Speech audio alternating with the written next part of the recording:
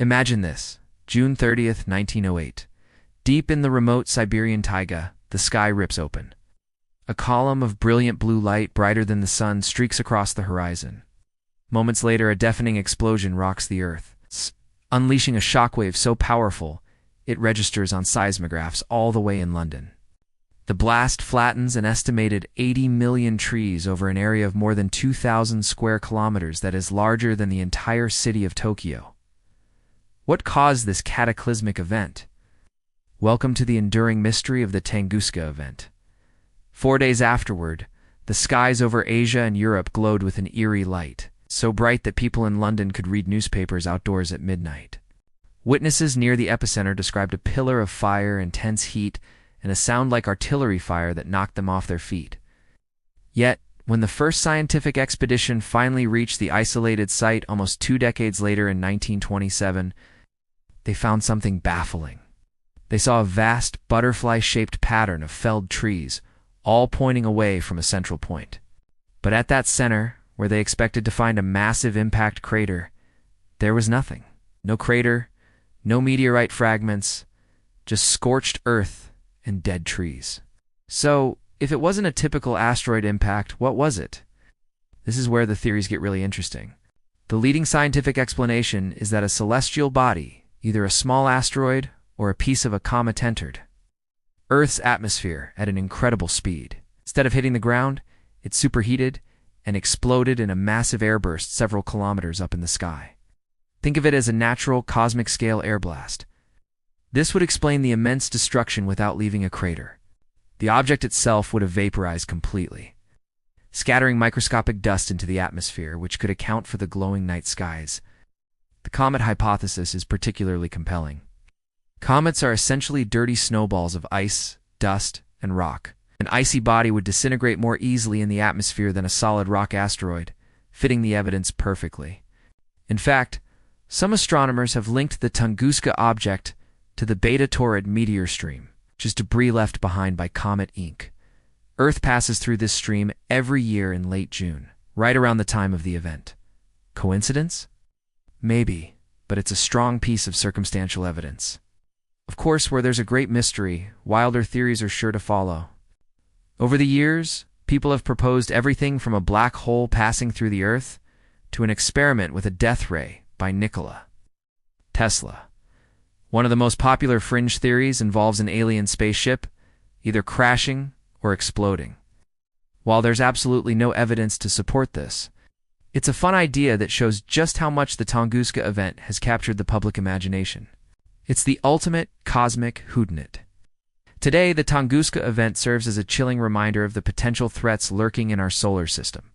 The explosion was estimated to be 1,000 times more powerful than the atomic bomb dropped on Hiroshima. An event of this magnitude happened over a major city like New York or London. The devastation would be unimaginable. That's why scientists around the world are dedicated to projects that scan the skies, tracking near-Earth objects to give us an early warning. The Tunguska explosion wasn't just a historical curiosity, it was a wake-up call from the cosmos. It highlights the importance of understanding our place in a dynamic and sometimes violent universe. What do you think really happened on that summer morning in Siberia? Was it a comet, an asteroid, or something else entirely? Let me know your theories in the comments below. Have you ever heard a story so strange, so chilling, that it sounds like something straight out of a horror movie? Today we re-diving into a real-life mystery that has baffled investigators and intrigued the world for over 60 years, the Dyatlov Pass incident. All started in January 1959. A group of 9 experienced hikers, mostly students from the Ural Polytechnical Institute, set off on a challenging expedition into the northern Ural Mountains of the Soviet Union. Led by Igor Dyatlov, they were skilled, well-equipped, and ready for an adventure. Their goal was to reach a mountain named Otorten. They never made it. When they failed to return on schedule, a search party was sent out. What they found on February 26th was a scene of utter chaos and confusion. The hiker's tent was discovered on the slopes of a mountain known as Kholat Syakhl, which translates to Dead Mountain in the local Mansi language. The tent had been sliced open from the inside, as if someone was desperately trying to escape. All of their belongings, warm clothes, shoes, food, and equipment, were left behind. Footprints in the snow showed that the group had fled the tent, some of them barefoot or wearing only socks, into the freezing wilderness where temperatures plummeted to -30 degrees Celsius. Why would 9 experienced hikers abandon the safety of their tent in such a hurry, without proper clothing, in the middle of a brutal Russian winter? The searchers followed the tracks down the slope towards a forest line. The first 2 bodies were found under a large pine tree next to the remains of a small fire. They were dressed only in their underwear. 3 more bodies, including Dyatlov's, were found between the pine tree and the camp, seemingly in positions suggesting they were trying to return to the tent. It took another 2 months to find the remaining 4 hikers. They were discovered in a ravine, buried under 4 meters of snow, not far from the pine tree. And this is where the story gets even stranger. While the first 5 hikers officially died of hypothermia, the last 4 had suffered horrific, traumatic injuries. One had major chest fractures, another had a severely fractured skull, and one of the women was missing her tongue. What's truly bizarre is that these bodies showed no external signs of struggle, no soft tissue damage, as if they were crushed by an immense force. A medical examiner compared the injuries to those sustained in a high-speed car crash. So what happened on that fateful night?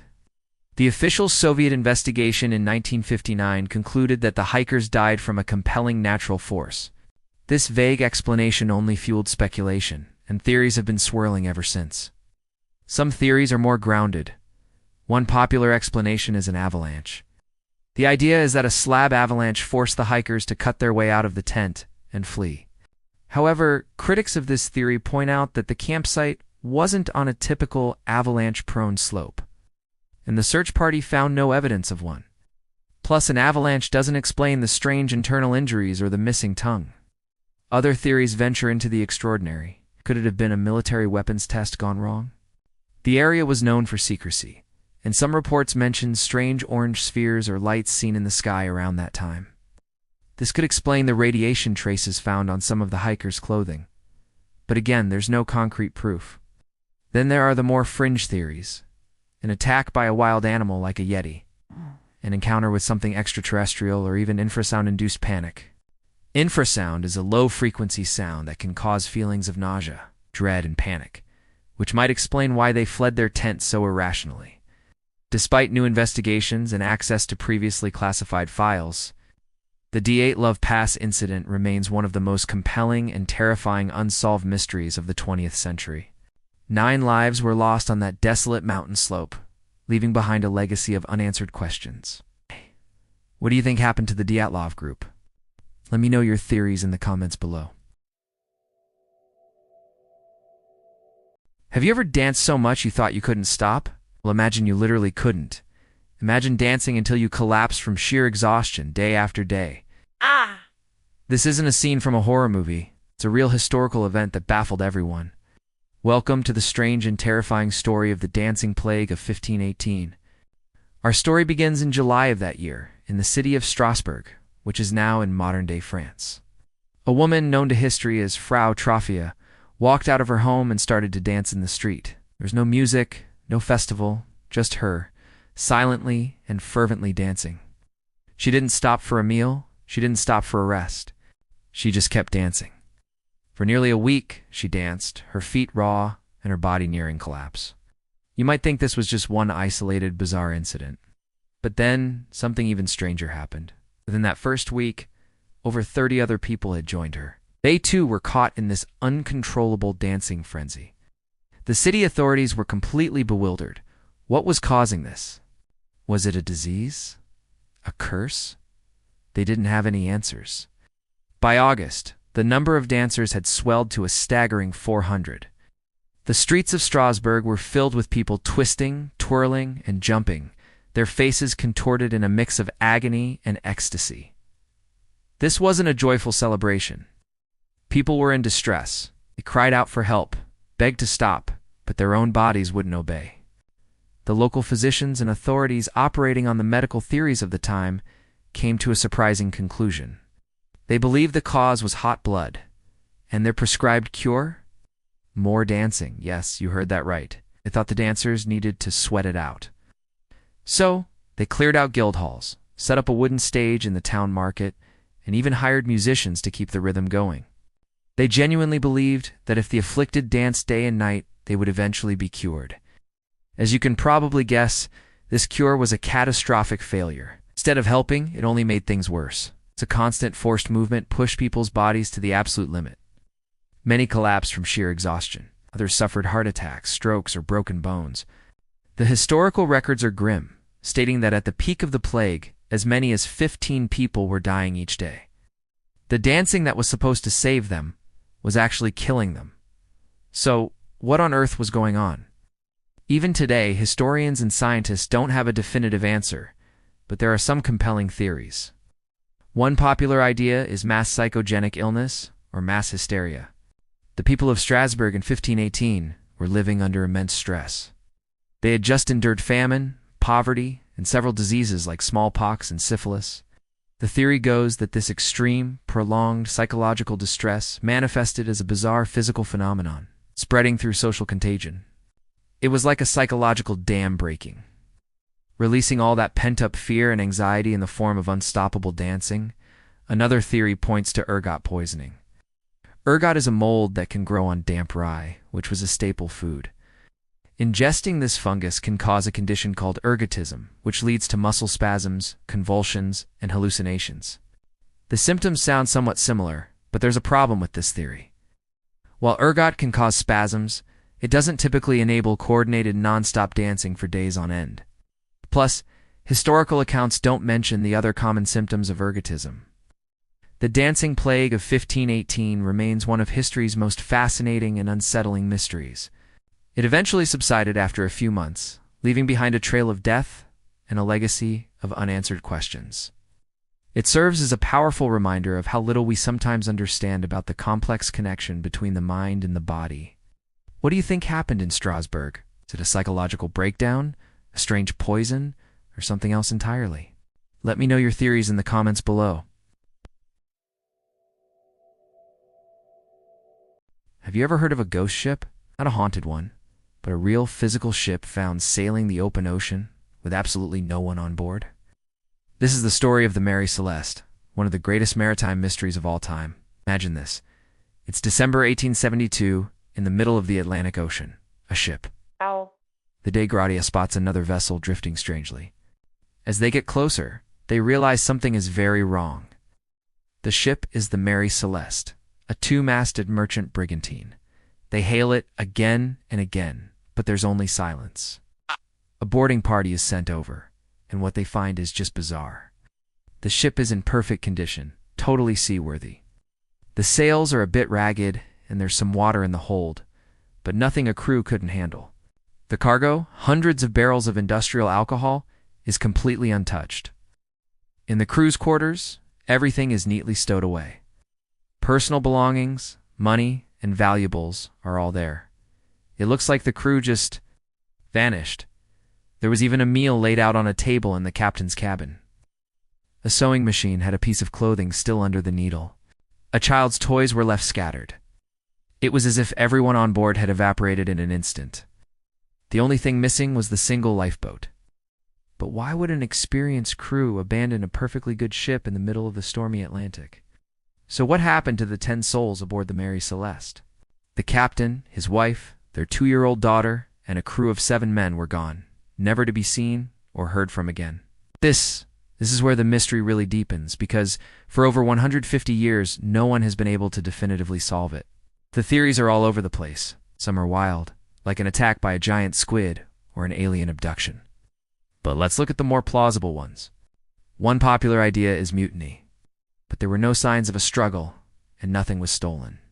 The crew was known to be reputable. Why would they mutiny and then just disappear? Another theory points to the cargo. The ship was carrying denatured alcohol. Perhaps some of the barrels leaked, creating a buildup of explosive fumes in the hold. Fearing an imminent explosion, the captain might have ordered everyone into the lifeboat to wait at a safe distance. But what if the rope connecting the lifeboat to the Mary Celeste snapped? They would have been left adrift in the vast ocean while their perfectly safe ship sailed away without them. This is one of the most credible theories, but it's still just a theory.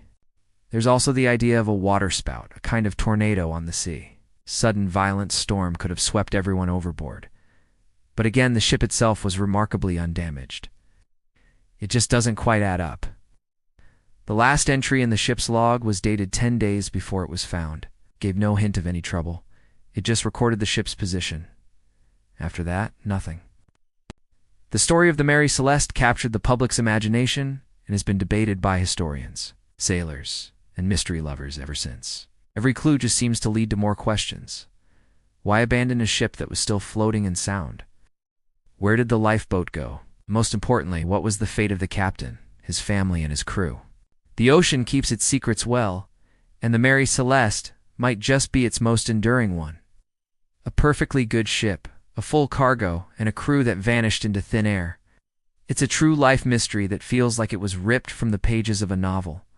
What do you think happened? Let me know your theories in the comments below.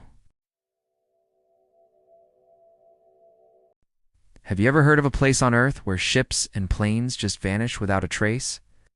Welcome to one of the world's most enduring mysteries, the Bermuda Triangle, also known as the Devil's Triangle, this infamous stretch of the North Atlantic Ocean. It's roughly bounded by Bermuda, Florida, and Puerto Rico, has captured our imaginations for decades. The legend really took off after several high-profile disappearances. One of the most famous is the story of Flight 19. On December 5, 1945, 5 U.S. Navy torpedo bombers took off from Fort Lauderdale, Florida, for a routine training mission. They were seasoned pilots, flying in good weather. But a few hours into the flight, their radio communications became strange and confused. The flight leader reported that his compasses were malfunctioning and that they were completely lost. Despite a massive search effort, the 5 planes and their 14 crew members were never seen again. In a tragic twist, one of the rescue planes sent to find them, a Martin Mariner seaplane with 13 crew members, also disappeared that same night. It was gone, just like that. Another chilling tale is that of the USS Cyclops, a massive U.S. Navy cargo ship. In March 1918, during World War I, it set sail from Brazil to Baltimore with over 300 people on board. The ship was a beast, over 540 feet long. It made a scheduled stop in Barbados and then sailed off into the Bermuda Triangle. It never arrived at its destination. No distress call was ever received, and no wreckage was ever found. It simply vanished, leaving behind a mystery that has puzzled historians and investigators for over a century. So what's really going on in the Bermuda Triangle? Over the years, people have come up with all sorts of wild theories. Some say it's a vortex to another dimension. Others blame aliens, suggesting they abduct ships and planes for study. There are even theories about lost underwater cities like Atlantis, using advanced crystal technology that interferes with modern navigation. These ideas are fascinating and make for great stories, but they lack any real scientific evidence. So let's look at what the scientists and experts have to say. They offer much more logical, though perhaps less exciting explanations. First, the Bermuda Triangle is one of the busiest shipping lanes in the world. With more traffic, it's statistically more likely that accidents will happen there. Second, the weather in this region can be incredibly unpredictable and violent. The Gulf Stream can create sudden, intense storms and massive rogue waves that could easily swallow a ship or take down a plane. Furthermore, there are unique geological features on the ocean floor in this area. The region has some of the deepest marine trenches in the world. If a ship or plane were to sink, it could fall into a trench so deep that it would be nearly impossible to find. Another popular scientific theory involves methane gas hydrates. The idea is that large deposits of this frozen gas on the seabed could suddenly erupt. This would create a massive burst of gas bubbles, drastically reducing the density of the water. Any ship caught in this fizzy water would lose buoyancy and sink almost instantly. If the gas reached the atmosphere, it could also ignite and cause an aircraft to explode. When you look closely, many of the so-called mysterious disappearances aren't so mysterious after all. Investigations have shown that many stories were exaggerated, or that the disappearances happened during severe storms, or were due to human error and mechanical failure. In fact, many insurance companies and government agencies like the U.S. Coast Guard don't even recognize the Bermuda Triangle as a uniquely hazardous area. So is the Bermuda Triangle a paranormal hotspot, or just a place with bad weather and a lot of traffic that's been hyped up by sensational stories? The evidence strongly points to the latter. But still, the legend lives on. a testament to our fascination with the unknown and the mysteries that lie just beyond the horizon. What do you think is the real story behind the Bermuda Triangle? Let me know in the comments below. Have you ever heard of a place where over 100 people just vanished? Not in a movie, but in real life. This is the story of the lost colony of Roanoke, one of America's oldest and most chilling unsolved mysteries. Picture this. It's 1587. A group of about 115 Englishmen, women, and children, led by Governor John White, land on Roanoke Island, off the coast of what is now North Carolina. They're determined to build the first permanent English settlement in the New World. They build homes. They have the first English child born in the Americas, Virginia Dare, and for a moment, it seems like they might just succeed. But supplies are running dangerously low. With winter approaching, the colonists persuade Governor White to sail back to England to get more resources. He reluctantly agrees, leaving his family, including his daughter and granddaughter Virginia, behind. He promises to return as quickly as possible. However, his return journey is hit with massive delays. A major naval war breaks out between England and Spain, and every available ship is commandeered for the war effort. What was supposed to be a quick trip turns into an agonizing 3-year wait. Finally, in August of 1590, White makes it back to Roanoke. But as his boat approaches the island, a dreadful silence hangs in the air. The settlement is deserted. The houses have been carefully dismantled, not violently torn down. There are no signs of a struggle, no bodies, nothing to suggest a battle or a plague. It's as if the entire colony, over 100 people, simply evaporated. As White and his men search the empty settlement, they find their only clue. Carved into a wooden post of the fort is a single, cryptic word, Croatoan. White had instructed the colonists that if they had to leave, they should carve their destination into a tree. If they were in danger, they were to carve a Maltese cross above the name. There was no cross. Croatoan was the name of a nearby island, today known as Hatteras Island, and it was also the name of a local Native American tribe that was known to be friendly with the English. White is immediately hopeful. Perhaps his family and the other colonists are safe, living with the Croatoan people. He's desperate to sail to Croatoan Island to find them.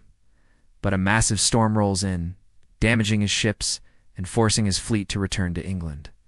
Heartbreakingly, John White never gets another chance to search for his lost family. He dies without ever knowing what happened to them. So what does Croatoan mean? This is where the mystery deepens and the theories begin.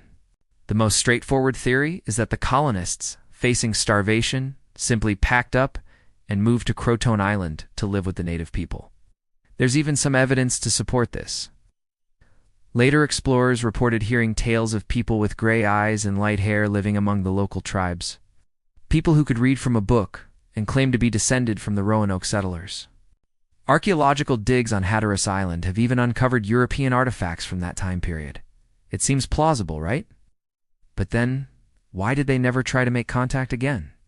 Why would an entire community abandon its English identity? Some historians believe they fully assimilated, marrying into the tribe and adopting their way of life. Over generations, their English heritage would have simply faded away. Of course, there are other darker theories.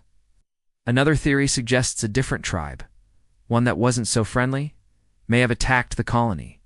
Perhaps the carving of Croatoan was a warning, or a way to frame the Croatoan tribe for an attack they didn't commit. But this doesn't quite fit with the lack of any signs of a battle. The settlement was dismantled, not destroyed. And then there are the wilder ideas. Legends of supernatural forces, of a vengeful spirit of the land, or even alien abduction have been spun around the tale of Roanoke. While they make for great stories, there's no evidence to back them up.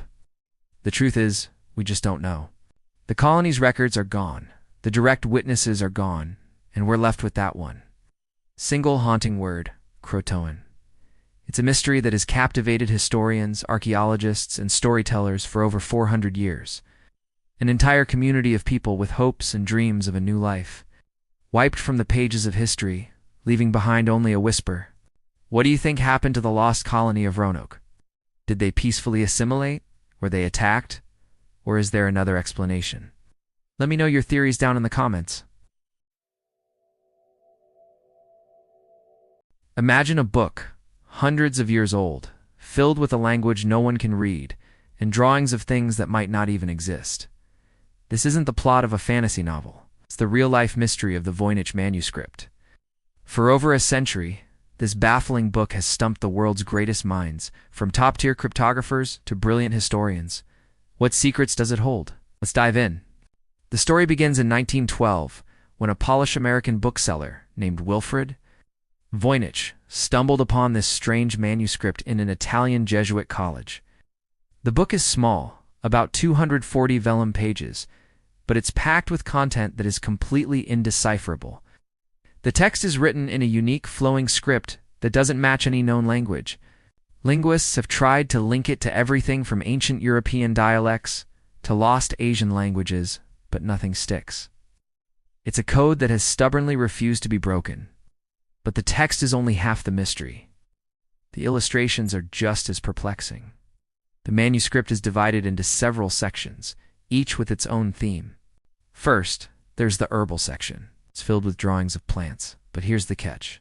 Most of them can't be identified. They look like botanical illustrations, but they're alien, fantastical.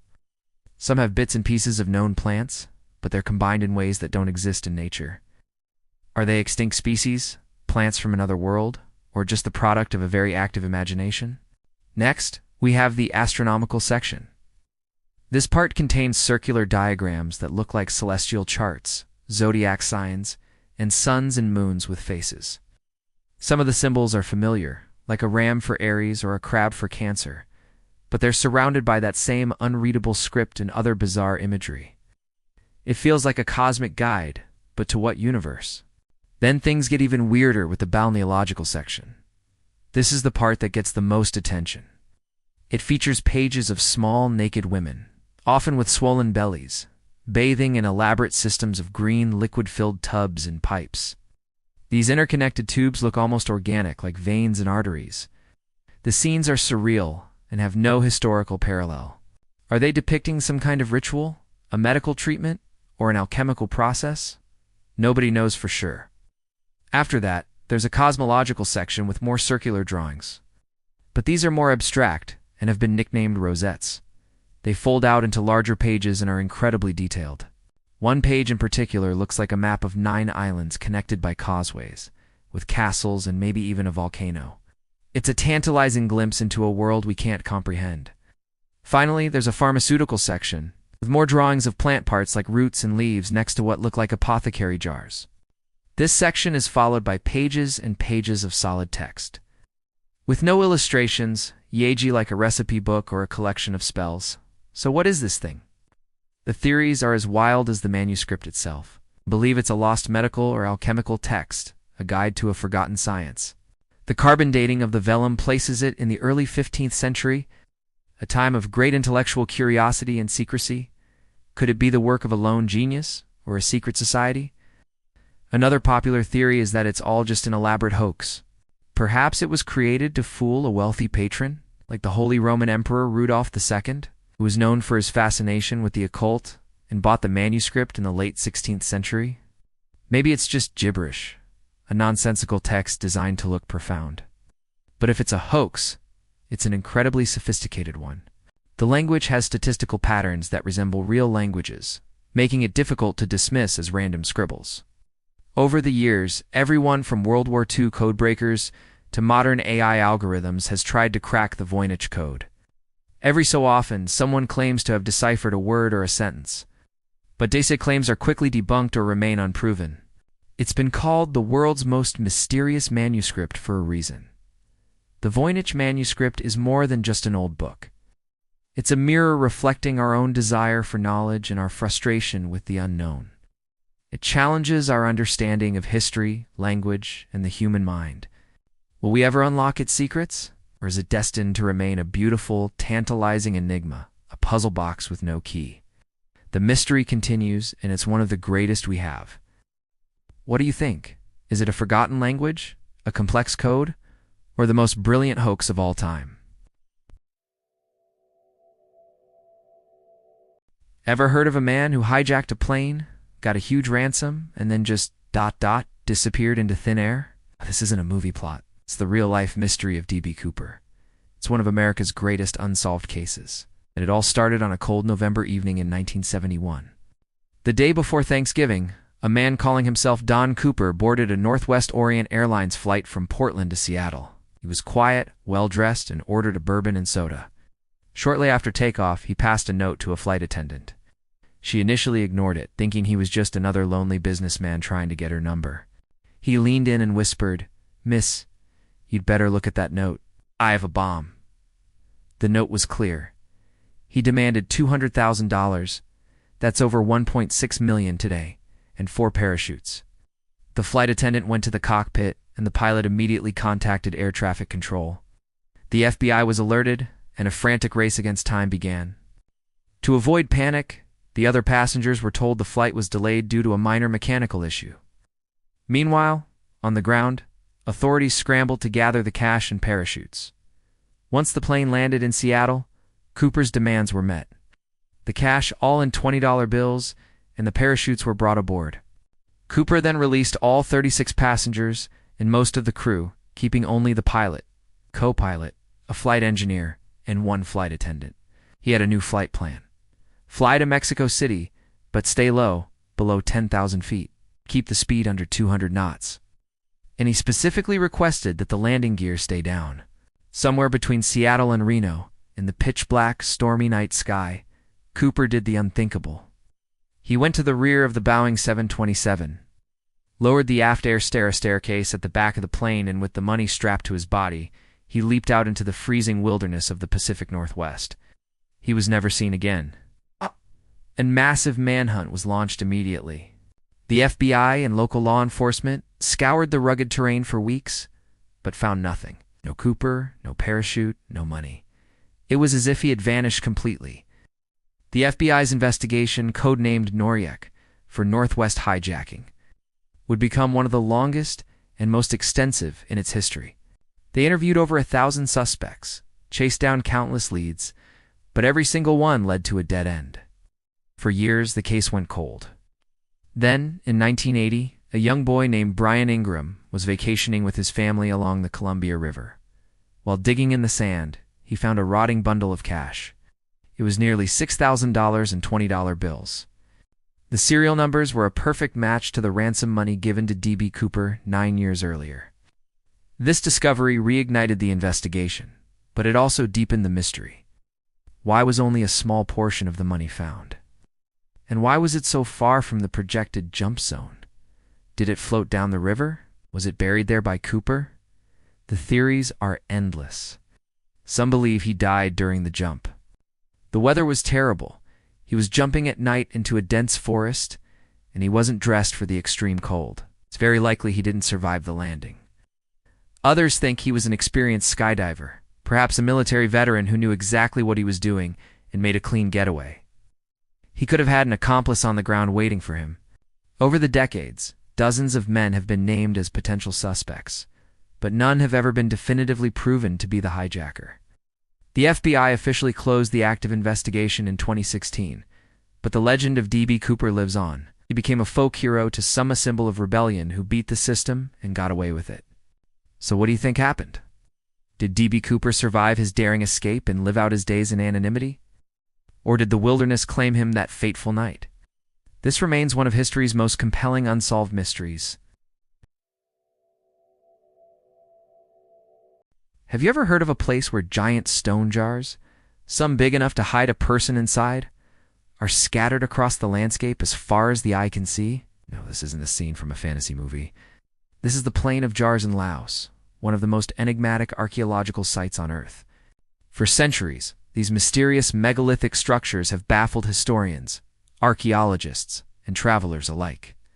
Who made them? And more importantly, why? Welcome back to our channel, where today we rejourney deep into the highlands of northern Laos to unravel the secrets of this incredible place. The Plain of Jars is not just one location, but a collection of over 90 sites, thousands of these stone vessels sprinkled across the Shangkong Plateau. These jars are massive, ranging in height from 1 to 3 meters and weighing several tons.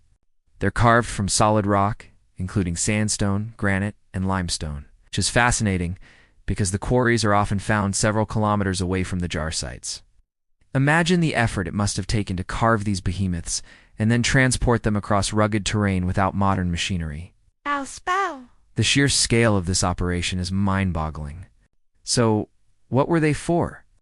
This is the million-dollar question. The most widely accepted archaeological theory suggests they were part of prehistoric burial practices.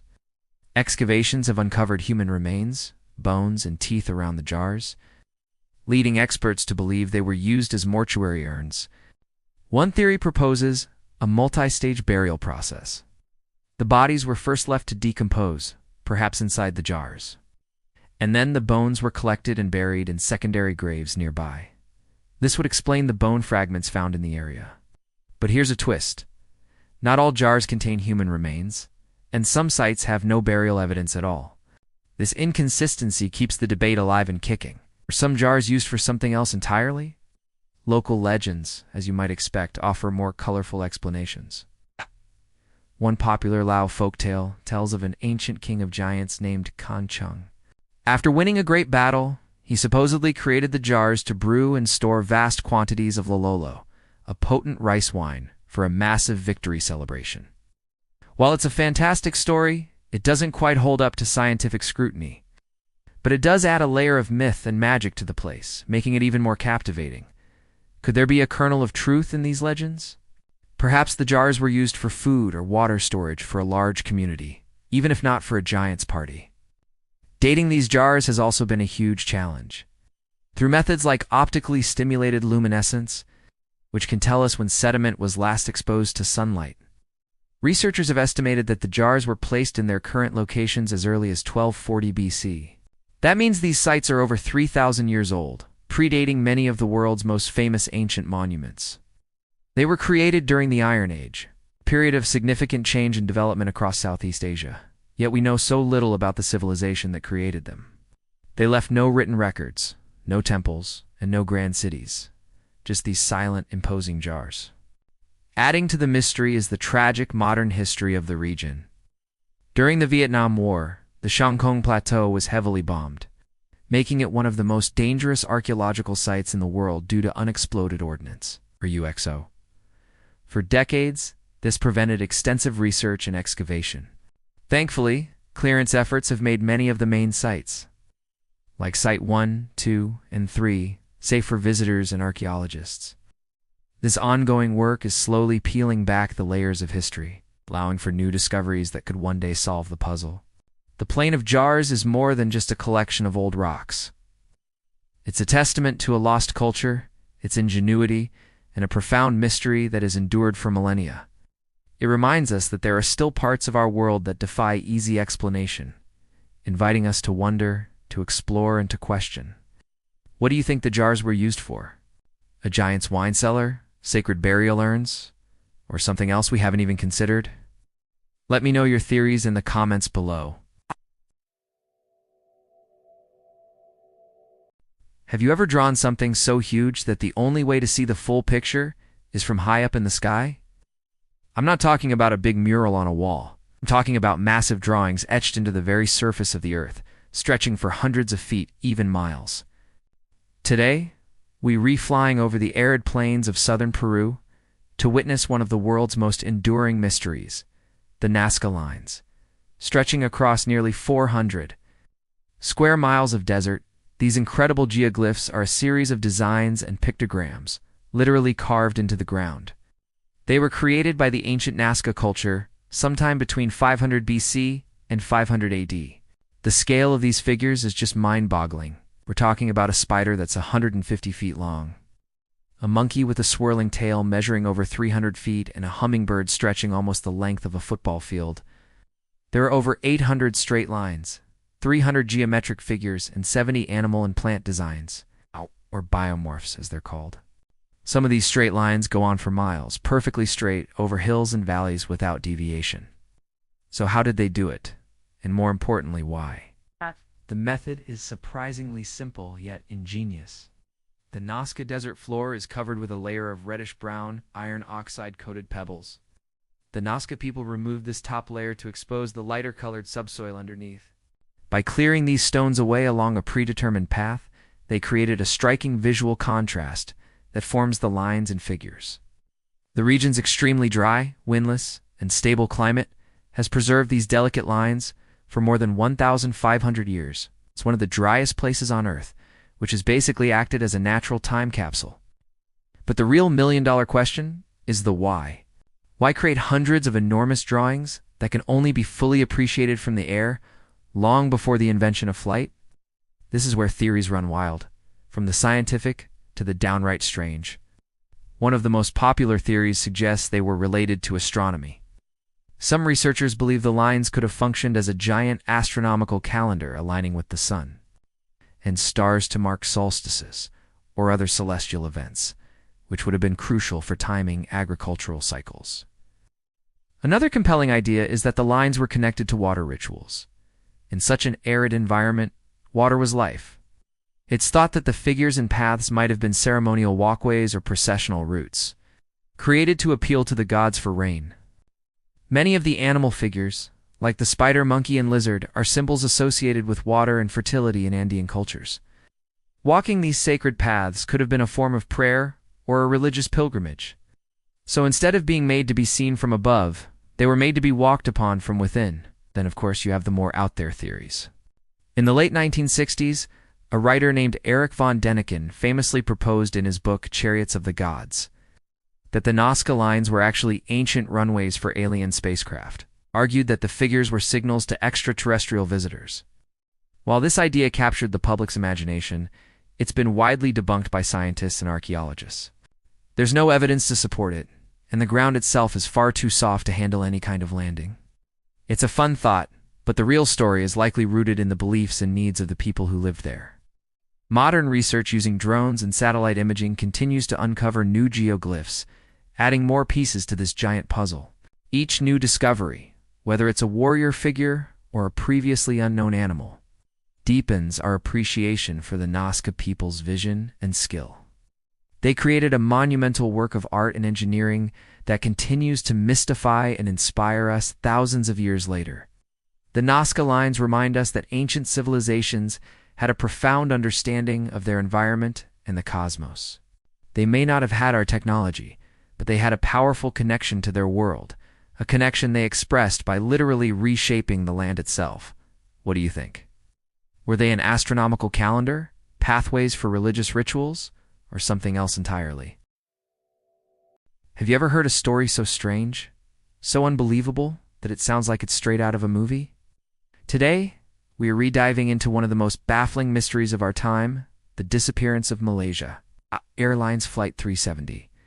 It was just after midnight on March 8, 2014. A massive Boeing 777, known as MH370, took off from Kuala Lumpur, Malaysia, on its way to Beijing, China.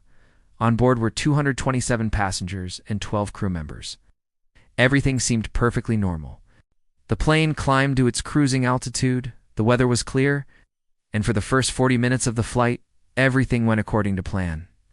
At 1:19 a.m., as the plane was about to leave Malaysian airspace and enter Vietnamese airspace, the Malaysian air traffic controller radioed the pilots. The message was simple: "Good night, Malaysian 370. The pilot, believed to be Captain Zahari Ahmad Shah, calmly replied, "Good night, Malaysian 370. These would be the last words ever heard from the flight. Just 2 minutes later, at 1:21 a.m., something extraordinary happened.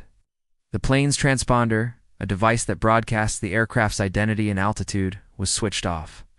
MH370 vanished from civilian radar screens. It was as if it had simply blinked out of existence. Air traffic controllers in Vietnam were expecting the plane to check in, but it never did. They tried to contact the pilots, but there was only silence.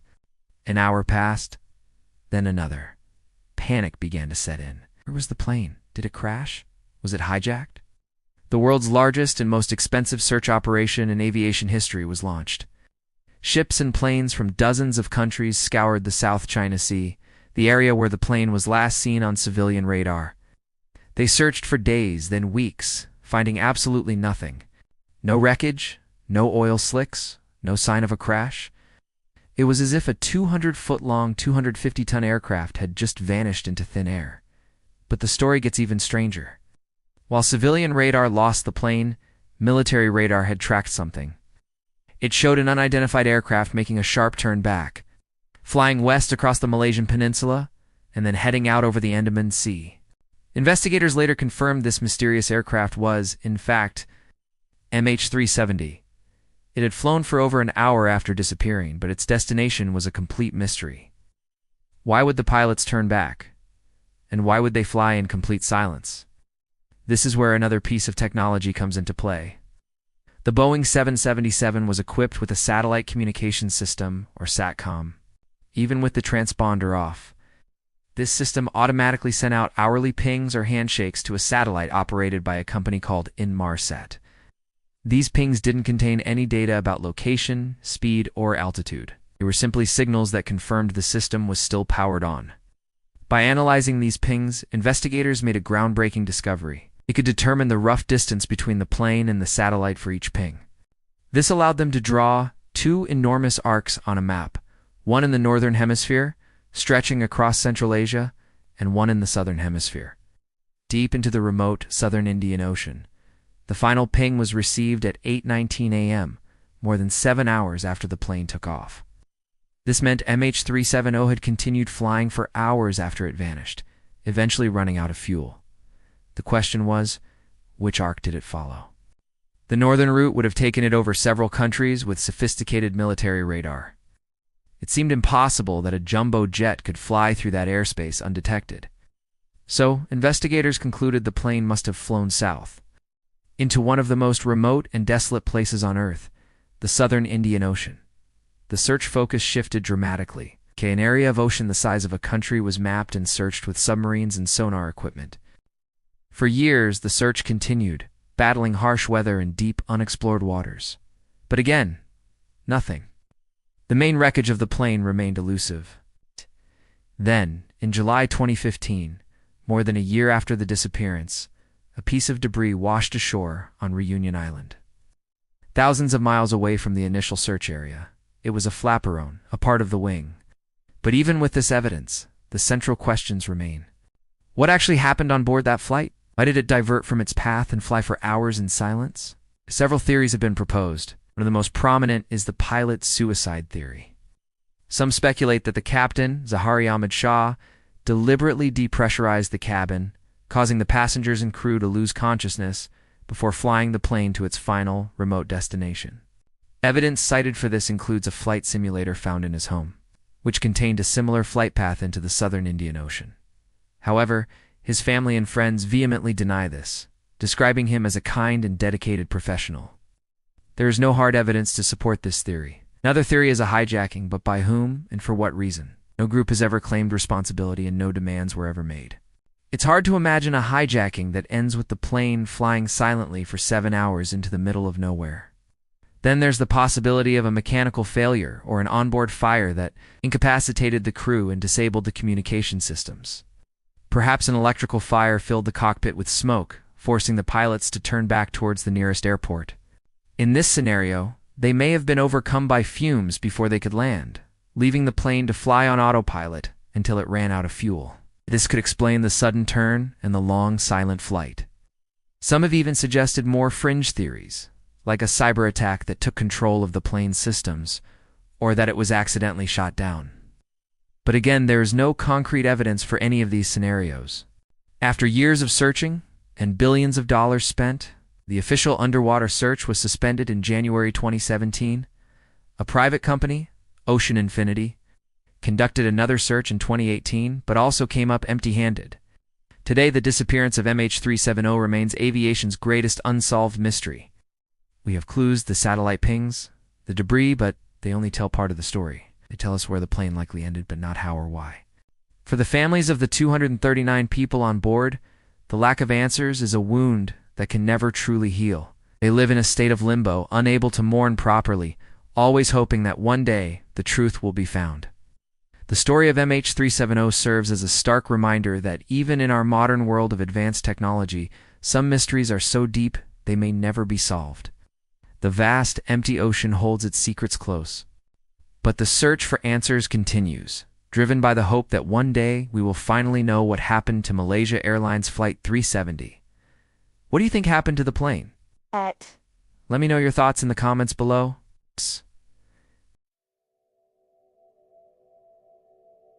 Picture this: London, 1888. Cobblestone streets are slick with rain, and a thick, soupy fog hangs in the air, muffling the sounds of horse-drawn carriages.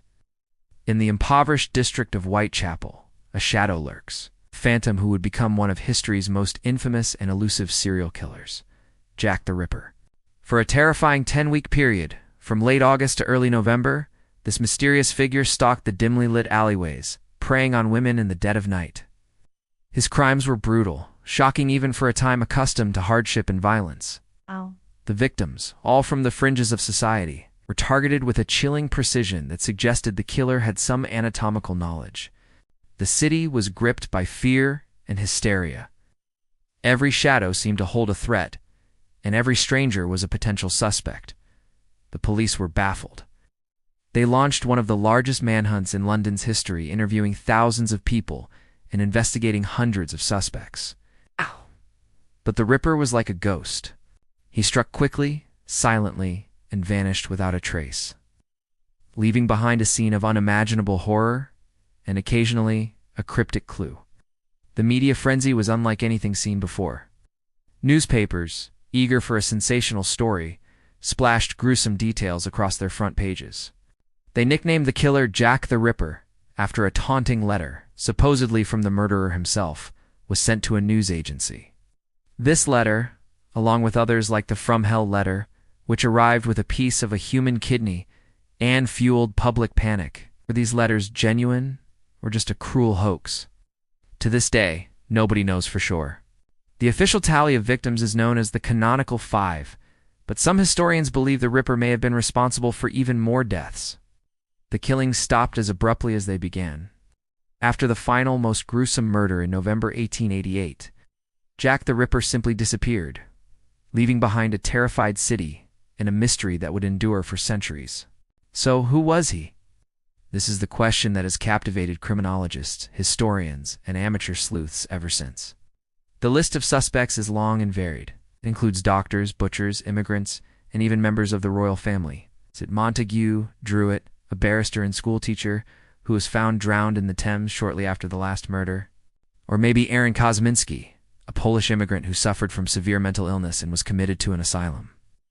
Some theories even point to a woman, a Jill the Ripper, despite countless books, documentaries, and investigations. No one has ever been definitively identified as the killer. Modern techniques like DNA analysis have been applied to the old evidence, but the results have been inconclusive or controversial. The case files remain open, in a sense a cold case that refuses to grow cold. Jack the Ripper's legacy is more than just a series of unsolved crimes. He represents the dark side of a rapidly changing Victorian society, a time of great progress, but also deep poverty and social unrest.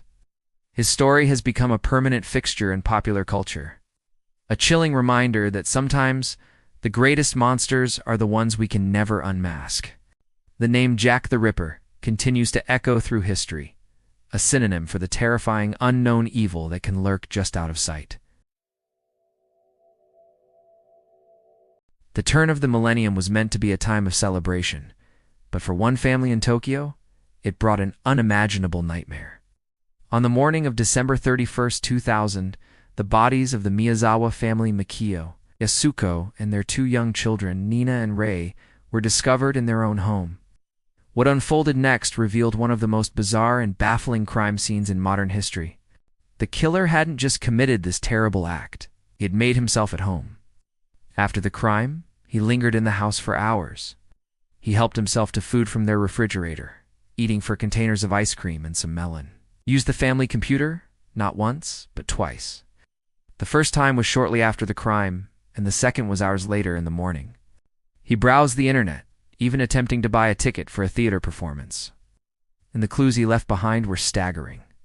This wasn't a phantom who vanished without a trace. He left his fingerprints all over the house. He left his DNA on the food he ate. He left footprints from the specific sneakers he was wearing. He even used the bathroom and didn't flush, leaving yet another critical piece of forensic evidence. He left the murder weapon, a sashimi knife, at the scene. He also left behind his own clothing, a sweater, a hat, a fanny pack, and gloves. It was almost as if he was daring the police to catch him. From all this evidence, investigators pieced together a detailed profile of the killer.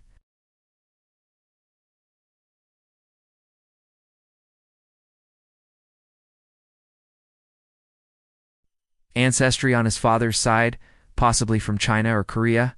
They know his approximate height and build, even know what he ate for his last meal before entering the house.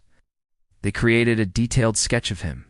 The sweater he left was sold in limited quantities, and police know exactly how many were made and where they were sold. They've tested over 10,000 DNA samples and investigated hundreds of thousands of leads. Despite this mountain of evidence, more than most investigators could ever dream of, the killer has never been identified. For over 2 decades, one of the largest manhunts in Japanese history has been ongoing. The case remains open, a chilling puzzle where all the pieces are on the table, but the final picture just won't come together. The question isn't just who did this, but how someone who left so much of himself behind could simply disappear. The Miyazawa family's home still stands today, a silent monument to an unsolved tragedy and a ghost who walked in, stayed for a while, and then vanished into thin air. Have you ever heard of a sound that can make you sick? It's not just annoying, like nails on a chalkboard, but physically ill? It sounds like something out of a science fiction movie. But for hundreds of American diplomats, spies, and officials around the world, it's been a terrifying reality. Ow. This is the story of the mysterious ailment known as Havana syndrome. Our story begins in late 2016 in Havana, Cuba. U.S. Embassy staff and their families started reporting bizarre and unsettling experiences. Some heard strange, high-pitched grinding or chirping sounds, often localized to specific parts of their homes or hotel rooms. Others felt intense pressure or vibrations in their heads. The sounds would sometimes stop the moment they moved, only to start again when they returned to the same spot. It was incredibly disorienting. But this was more than just strange noises. Following these experiences, people began developing a disturbing set of symptoms. We're talking about severe headaches, dizziness, nausea, memory loss, and cognitive difficulties, what many described as a persistent brain fog. Some suffered from hearing loss and balance problems so severe they couldn't walk straight. Doctors examining them found evidence of what looked like concussions or mild traumatic brain injuries, but there was no impact, no fall, no physical blow to explain it. It was as if their brains had been injured by an invisible force. As you can imagine, this caused a huge panic. The U.S. government, suspecting a deliberate attack, launched a massive investigation. Is it a sonic weapon? A new form of surveillance technology gone wrong? The Cuban government denied any involvement, and extensive searches of the locations found no devices, no acoustic anomalies, nothing. The mystery only deepened. Then, the cases started popping up outside of Cuba. U.S. personnel in China, Russia, Germany, Austria, Vietnam, and even in Washington, D.C. began reporting the same strange sounds and debilitating symptoms. It became clear this wasn't just a Havana problem, it was a global phenomenon. The list of affected individuals grew to include CIA officers on sensitive missions, high-level National Security Council staff, and even officials traveling with the vice president. So what could possibly be causing this? The theories have been all over the map. The leading hypothesis for a long time was a directed energy weapon. The idea is that a foreign adversary like Russia could be using a device that fires focused beams of microwave energy at U.S. officials. This microwave radiation would be invisible and silent to most, but could potentially cause the strange auditory sensations and damage brain tissue, explaining the concussion-like symptoms. Some declassified reports and scientific studies have shown this is plausible, suggesting that pulsed microwave energy can trick the brain into hearing sounds that are really there. However, other theories have been considered too. Could it be a sophisticated eavesdropping device that has a harmful side effect? Or perhaps a neurotoxin or pesticide? Some even suggested it could be a mass psychogenic illness, where the stress and anxiety of the situation caused people to develop real physical symptoms. But the physical evidence of brain injury in some patients makes the psychological explanation seem less likely for many of the cases. Despite years of investigation by the FBI, CIA, and other intelligence agencies, there is still no definitive answer. In early 2023, U.S. intelligence community assessment concluded it was very unlikely that a foreign adversary was responsible for a sustained global campaign using a weapon. They suggested that pre-existing medical conditions and environmental factors could explain many of the cases. But this conclusion hasn't satisfied everyone, especially not the victims, who feel their suffering has been dismissed. Many officials and scientists familiar with the evidence still believe that a directed energy weapon is the most credible explanation for at least a subset of the most severe cases. The debate is far from over. The story of Havana Syndrome remains one of the most perplexing geopolitical and medical mysteries of our time. It's a chilling reminder that in the world of modern espionage, the weapons of conflict might not be bombs and bullets, but something far more subtle and invisible. What do you think is behind it all? Secret weapon, an environmental cause, or something else entirely?